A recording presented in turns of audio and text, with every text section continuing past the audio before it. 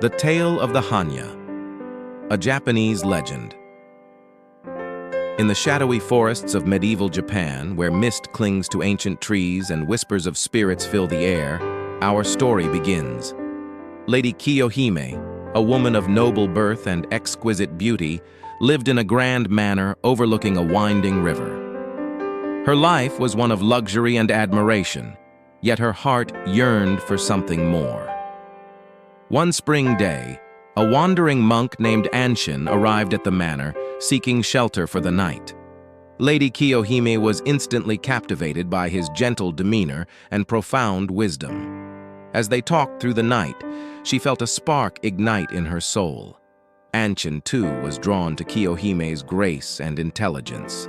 But as dawn broke, he remembered his vows and prepared to leave. Kiyohime, her heart aflame with newfound passion, begged him to stay. "I cannot," Anshin said softly. "My path is that of Buddha, and I must continue my journey." But he made a promise. He would return in 1 year's time if his feelings remained true. For a year, Kiyohime waited. Each day she would gaze out over the river, imagining Anshin's return.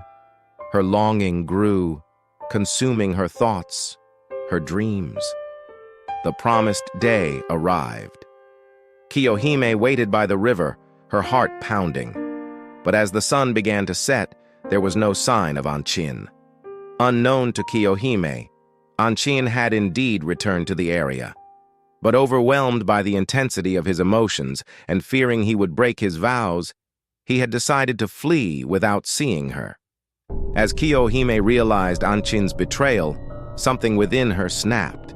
Her love twisted into a rage so fierce it began to physically transform her. Her delicate fingers elongated into claws, horns erupted from her forehead, and her eyes blazed with an unholy fire. No longer Lady Kiyohime, she had become the Hanya, a demon born of jealousy and betrayal. The Hanya's roar echoed through the forest as she pursued Anshin. The monk, terrified by what he had unleashed, sought refuge in the famous temple of Dojoji. He begged the priests to hide him, and they concealed him within the temple's great bell.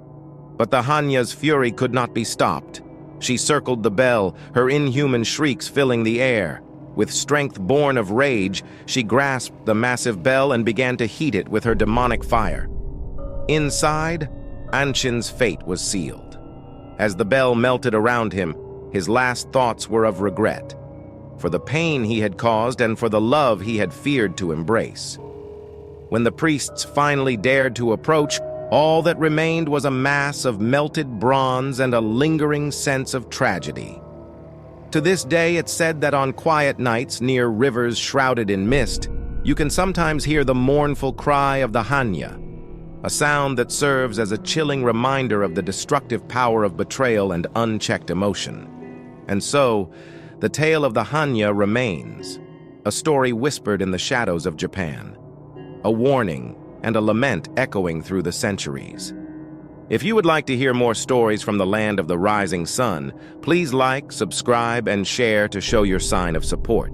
Thank you for watching, and see you in the next video.